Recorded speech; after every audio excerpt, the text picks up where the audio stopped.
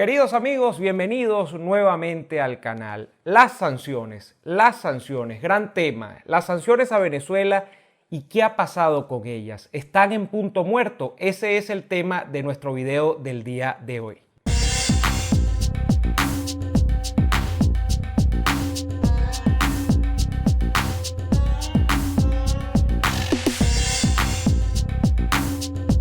The Thinkers, estudio creativo. Así es, queridos amigos. Hoy en el canal hablamos de las sanciones en el caso venezolano, que a todas luces parecen ser el único dispositivo de presión con el que se ha quedado la comunidad internacional, esa entelequia llamada comunidad internacional, sobre el caso venezolano y sobre, en definitiva, el régimen de Nicolás Maduro. Se ha descartado, por una parte, la intervención militar al territorio venezolano con una fuerza multilateral o unilateral, por ejemplo, el ejército de los Estados Unidos, el ejército de Colombia o el ejército del Brasil.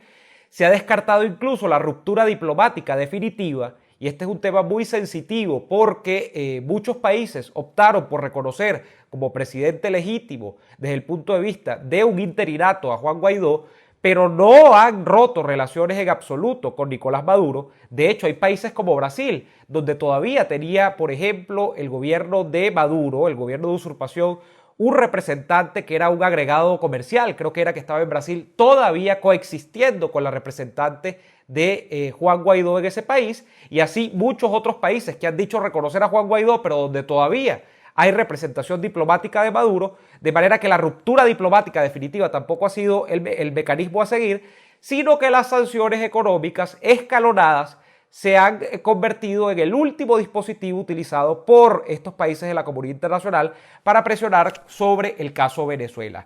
¿Qué podemos decir de las sanciones al día de hoy? Bueno, antes de entrar con eso, vamos a los antecedentes. Los antecedentes nos indican que el último hito importante sobre el tema sanciones en el caso venezolano y sobre todo las sanciones de los Estados Unidos, que son de las que vamos a hablar en específico en este video, tienen 30 rondas de sanciones individuales anteriores, es decir, 30 oportunidades anteriores. En 30 oportunidades anteriores, el gobierno, la administración de los Estados Unidos decidió meter en varias listas a varios personajes vinculados con la alta nomenclatura del chavismo. Allí desfilaron desde Tarek El Aizami, Néstor Reverol, Nicolás Maduro creo que estuvo en las últimas, Cilia Flores. Hasta en 30 ocasiones se produjeron rondas de sanciones individuales sobre los funcionarios del chavismo. ¿Qué ha pasado después? Bueno, el gran hito que se ha producido a partir del 5 de agosto, que cayó lunes, vaya manera de arrancar una semana, vía orden ejecutiva, el presidente de los Estados Unidos, Donald Trump, decidió hacer una especie de embargo sobre la economía venezolana, y ya veremos que no es esto un embargo, lo explico más adelante, pero lo bautizaron con el nombre de embargo a la última gran sanción que aprobaba la administración de gobierno de los Estados Unidos, el Departamento del Tesoro, sobre el caso Venezuela. Eso fue el 5 de agosto. Han pasado casi 5 meses de eso y es hora de hacer el balance. Pero, ¿qué implicaba ese embargo que fue el nombre que le dio Donald Trump en el momento cuando salió la orden ejecutiva?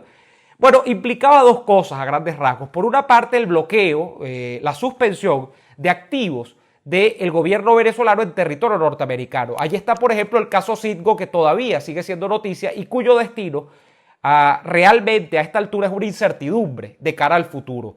Entonces, ¿qué implicaba? Por un lado, bloqueo a las propiedades, a los bienes del gobierno venezolano en territorio norteamericano, y allí, por ejemplo, no se podía transferir esta propiedad, no se podían pagar cosas, no se podían exportar bienes, no se podían manejar a fin de cuentas estos bienes en los Estados Unidos, y por la otra, implicaba una especie de veto a las transacciones comerciales de compañías norteamericanas, de capital norteamericano, con respecto a la relación con el Estado venezolano. Es decir, las compañías norteamericanas no podían realizar transacciones con el gobierno de Venezuela o empresas vinculadas al gobierno de Venezuela.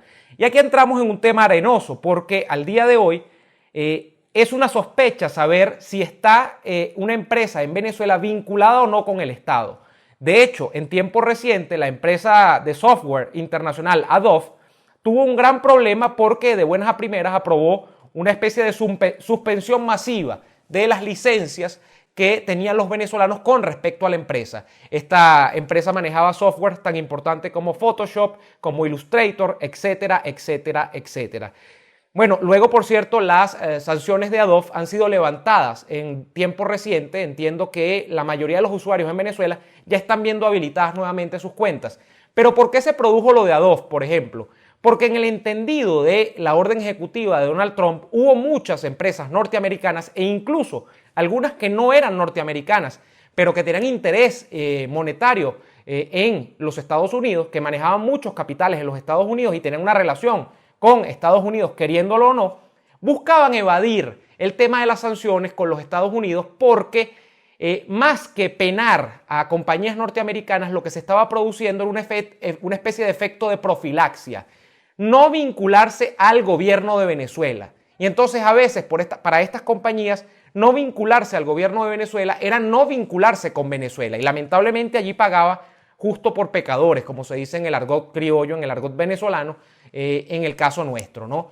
Hay muchas empresas que para cortar relaciones con el gobierno venezolano, para evitar caer en listas negras de los Estados Unidos, prefirieron desvincularse de Venezuela. Y esto por un tema incluso de economía de recursos. Hay empresas que no tienen suficiente capital humano, no tienen suficiente material para ponerse a revisar caso por caso, por ejemplo, a sus clientes en Venezuela, a ver si tienen vinculaciones o no con el Estado venezolano, con Nicolás Maduro, y lo que prefieren es cortar de raíz. Y ahí lamentablemente se produce lo que han llamado algunas personas sobrecumplimiento de las sanciones de los Estados Unidos. Pero tenemos que tener eso muy claro.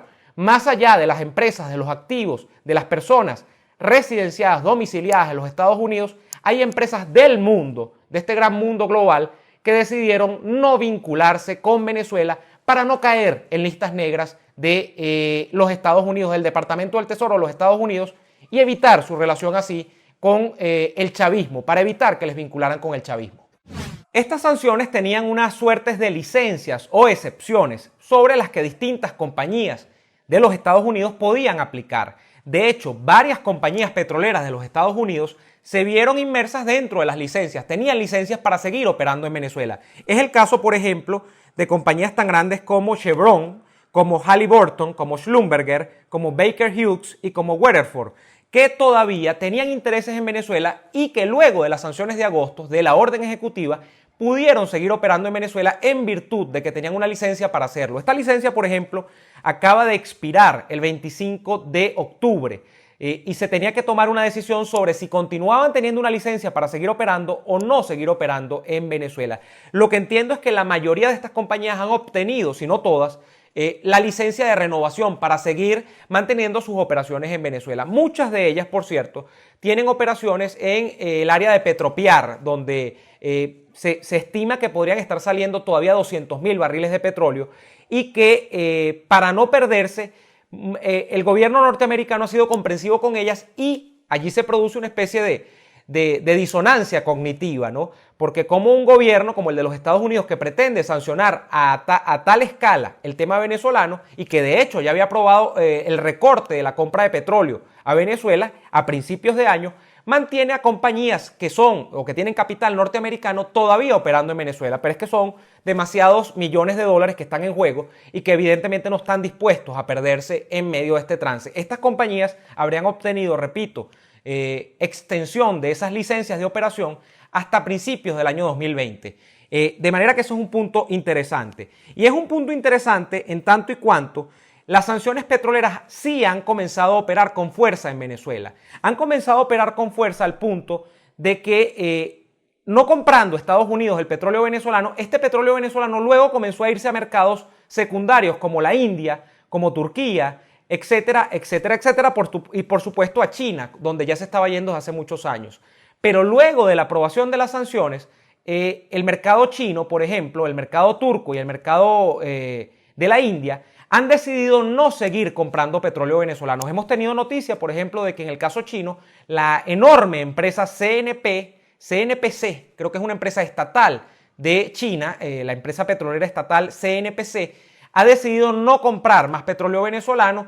He leído un reporte, por cierto, de las agencias económicas en los últimos días donde se habla de que en octubre se tasa o se estima que hayan llegado las menores importaciones en términos petroleros de Venezuela en los últimos casi 10 años. Imagínense ustedes si no se están cumpliendo las sanciones en ese caso. China casi no está comprando petróleo venezolano, o al menos no lo está comprando al ritmo que lo compraba en años anteriores. En el caso de India ha sucedido lo mismo, y en el caso de Turquía también. Se han desvinculado incluso bancos como el Ziraat Bank, en el caso de Turquía, de las operaciones financieras que tengan que ver con el Estado venezolano por este mismo efecto de profilaxia desde el que les he hablado al principio del video, donde se ha querido evitar a toda costa caer en listas negras de los Estados Unidos. Otro tema de licencias o de excepciones que están presentes dentro de las sanciones recientemente aprobadas por Donald Trump son los casos de la comida y el caso de los medicamentos también. Estas operaciones con medicamentos y comida estaba de alguna manera fuera de las sanciones, y es lo que se ha pretendido para no afectar al conjunto de la población venezolana en medio de una crisis humanitaria compleja, como ya han calificado todos los países del mundo, o la mayoría de los países del mundo civilizado que tiene Venezuela, e incluso organismos internacionales como la ONU, la OEA, etcétera, etcétera, etcétera. Pero ¿qué es interesante además acá? Además, con el tema petrolero, hay un caso que tiene que ver con por qué sigue Chevron, con por qué sigue Halliburton, por qué sigue Weatherford operando en Venezuela. Bueno, se tiene el temor de que si se dejan esos yacimientos, esos pozos que se están trabajando mediante un esquema colegiado con el Estado venezolano y compañías de capital norteamericano, podría Rosneft o podrían compañías que todavía apoyan a Maduro y que se meten en la olla por él, como las compañías de Rusia, apoderarse de esos yacimientos. Me han dicho por ahí que no hay peligro de eso porque la tecnología con la que opera Rusia no es la misma que opera en el caso de estos pozos que son trabajados por las compañías norteamericanas. Pero ¿qué es lo que ha venido pasando? Que incluso la propia Rosneft y que incluso el propio gobierno ruso de Vladimir Putin han servido como operadores a la par de la inefable Cuba, de la inefable administración de Díaz-Canel, o mejor dicho, de los Castro, para operar como trianguladores del petróleo venezolano. Entonces, Rusia y Cuba estarían trabajando como trianguladores en el mercado internacional para evadir las sanciones. Es decir, Venezuela pone su petróleo en Cuba o lo pone en Rusia, en operadores rusos o cubanos, y esos operadores se encargan de colocarlo en los mercados finales para evadir las sanciones. Entonces, a efectos de las sanciones norteamericanas, se podría decir, no, ese petróleo no está llegando de Venezuela, es un petróleo que llega de Rusia o que llega de Cuba, pero todos sabemos quién lo alimenta realmente, y es el factor productivo venezolano, el gobierno de usurpación de Maduro. Hablar de un embargo en el caso venezolano no tiene mucho sentido porque, por ejemplo, el embargo cubano y la palabra embargo denotan más bien una sanción económica extrema, una sanción económica donde las operaciones comerciales entre los privados de un país, es decir, el capital privado de ese país y otro país, en este caso los Estados Unidos, ponemos el capital privado de Venezuela y el capital de los Estados Unidos, no pueden intermediar, o sea, no pueden tener relaciones. En el caso venezolano, lo que se ha aprobado a través del último hito de estas sanciones con la orden ejecutiva de agosto y Donald Trump es una sanción fundamentalmente dirigida al Estado venezolano, a las compañías que tienen que ver con el Estado venezolano y el capital privado norteamericano y el capital privado mundial, como ya les he dicho. De manera que no existe un embargo como tal porque no es una restricción frente a los privados en Venezuela. En teoría, las compañías privadas en Venezuela podrían seguir teniendo relaciones con las compañías y con el capital privado norteamericano. Lo que ocurre es que en la práctica el sobrecumplimiento de las sanciones, la interpretación de la letra chiquita, como podríamos decirle nosotros, a toda esa orden ejecutiva, el temor a caer en listas negras en los Estados Unidos, lleva a que muchas empresas norteamericanas y del mundo decidan más bien desvincularse en cuanto a operaciones con respecto a compañías de origen venezolano que tienen asiento en Venezuela. Y a veces eso es lo malo, que compañías privadas venezolanas que no tienen nada que ver con el esquema de poder de Maduro, sino que son compañías perfectamente autónomas, con operaciones limpias, con operaciones de emprendimiento personal exitoso y muy laudable detrás de ellas, terminan siendo comprometidas por las sanciones. Ahora bien, si tratamos de responder la pregunta de si las sanciones están en punto muerto, yo más bien tendría que decir que no lo están. Las sanciones siguen operando a nivel mundial. Las sanciones, por ejemplo, en el campo petrolero han pegado contra la pared a la industria petrolera venezolana y por ende a Nicolás Maduro en el caso, por ejemplo, de las exportaciones de petróleo. Decir que están en un punto muerto sería completamente inexacto. Lo que más bien habría que decir es que no parecen ser del todo suficientes para el objetivo que se proponen lograr. ¿Para qué se aprobaron las sanciones? Las sanciones se aprueban sencillamente para condicionar el apoyo político de Nicolás Maduro desde afuera y desde dentro. Desde afuera con los países del eje del mal que lo apoyan y desde dentro fundamentalmente con la coalición militar, la coalición de poder que da asiento o cohesión interna a su gobierno. ¿Qué es lo que ha ocurrido? Que al día de hoy esos apoyos desde afuera se han mermado en alguna medida. Ya les he hablado de Irán, de Irán no, les he hablado de Turquía, les he hablado de la India, les he hablado incluso de las compañías petroleras chinas que han restringido su compra de petróleo venezolano, pero el punto más importante, el capital político que se pretendía dinamitar desde dentro, en el caso venezolano, todavía no ha sido dinamitado. Y esto es fundamentalmente porque en Venezuela el chavismo ha decidido privilegiar en la última hora a los grupos de poder. Lo que está ocurriendo es que Maduro, sin atención a si la gente está comiendo o no, si la gente está mal o bien, y a la gente me refiero como el pueblo llano, lo que está haciendo es privilegiar la estructura militar y la estructura de la nomenclatura, de la alta jerarquía del poder del chavismo, sin interesarse en cuál es la vida de la gente. La gente más o menos está arbitrando su vida de acuerdo al cómo va viniendo, vamos resolviendo. Y en medio de eso ha aparecido la dolarización como mecanismo de intercambio común en la gente. Sin embargo, los militares siguen teniendo sus prebendas, cada vez más constreñidas por las sanciones, pero todavía con algún margen de maniobra para Maduro. De manera que el caso, luego de varios meses de sanciones, es que éstas no han logrado conseguir todos los objetivos que se habían trazado. Lo conseguirán en el tiempo, serán suficientes para pegar contra la pared definitivamente a Nicolás Maduro, para hacer que los militares se levanten en armas y le den un golpe de estado a Maduro, para que se produzca una insurrección en las bases del chavismo. Yo creo que no hay que mirar tanto al tema de las bases, no hay que mirar tanto al tema de la insurrección como una especie de quiebre por vía de protestas, por vía de combustión espontánea. Yo creo que es más bien un tema dirigido a las élites. Aquí Nicolás Maduro está atornillado, repito, es por el tema de las élites militares que le mantienen en el poder y porque al final, haciendo un conteo de cañones, frente a una protesta que puede ser civilizada, que puede ser pacífica en Venezuela, difícilmente tú puedes oponer esa protesta civilizada a un grupo de militares que están dispuestos a matar y que ya lo han hecho en el pasado.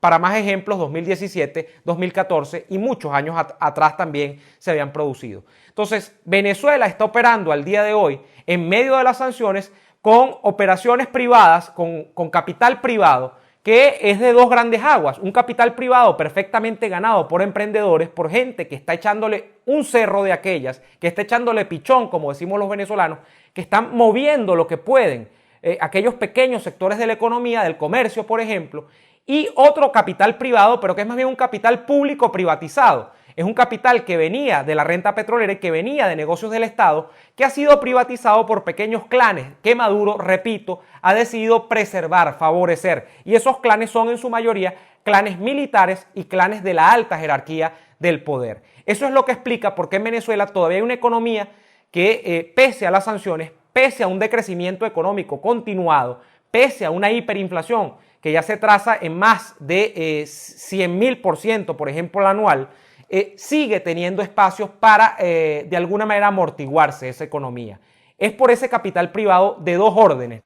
Toda la pregunta, repito, va en el sentido de si serán suficientes las sanciones para pegar contra la pared a Maduro. El tema de las sanciones es un tema complejo, amigos, es un tema de esperar. Es un tema que muy fácilmente yo puedo decirles a ustedes, espere que las sanciones hagan su trabajo. Pero como sabemos, y no es un latiguillo, no es una cursilería decirlo, con los días, con los meses, el tiempo cobra vidas en Venezuela. De manera que es una apuesta de largo aliento y es una apuesta que ni siquiera tiene un destino certero. O sea, no se sabe qué va a pasar con las sanciones, pero como dije al principio del video, la comunidad internacional decidió, en ausencia de tomar cartas en el asunto de manera militar, con una intervención militar, en ausencia de la ruptura diplomática absoluta, definitiva con Maduro, porque todavía hay países que tienen una extraña coexistencia entre representantes diplomáticos o embajadores de Guaidó y representantes diplomáticos del régimen de Maduro, por lo que no han cortado el cordón umbilical con Maduro. Frente a esas dos alternativas que podían tener, lo que han decidido es montarse en un programa de sanciones. Un programa de sanciones que además yo siento que adolece del acompañamiento necesario en intensidad y en cantidad de la Unión Europea y de los países de la Unión Europea. Es la hora en que Occidente, si se va a abocar con el tema de las sanciones en Venezuela, lo haga de lleno y se incorpore con decidido entusiasmo a ver cómo se propician las condiciones para que Maduro salga del poder. Y en eso la Unión Europea ha sido muy timorata, ha dejado de lado a los Estados Unidos y de hecho vimos a funcionarios de la administración de Donald Trump, por ejemplo el señor Abrams, por ejemplo a Mike Pompeo, etcétera, etcétera, haciendo incluso giras por Europa para cabildear con los gobiernos de aquellos países para que se incorporen más decididamente al programa de las sanciones. Solo Estados Unidos en un programa de sanciones que además es escalonado con Venezuela, no parece ser suficiente para dinamitar la base de apoyo, sobre todo interna, de Nicolás Maduro. Bueno, este ha sido todo el video por el día de hoy. Les agradezco muchísimo por haberme escuchado. Agradezco sobremanera a todos mis amigos de Patreon que me siguen apoyando en mi cuenta de Patreon, patreon.com/neoadolfo, patreon.com/neoadolfo. Allí además ven videos que solo se cuelgan en esa plataforma y me apoyan para seguir haciendo videos de libre acceso en YouTube. Les pido que por favor se suscriban al canal, no sean pichirres, suscríbanse al canal, activen la campanita para que les lleguen las notificaciones cuando haya nuevo contenido en este canal, denle me gusta al video para que más gente lo vea y además para que se difunda más rápido, por favor compártanlo en sus redes sociales. Sin mucho más que decir, me despido, hasta la próxima.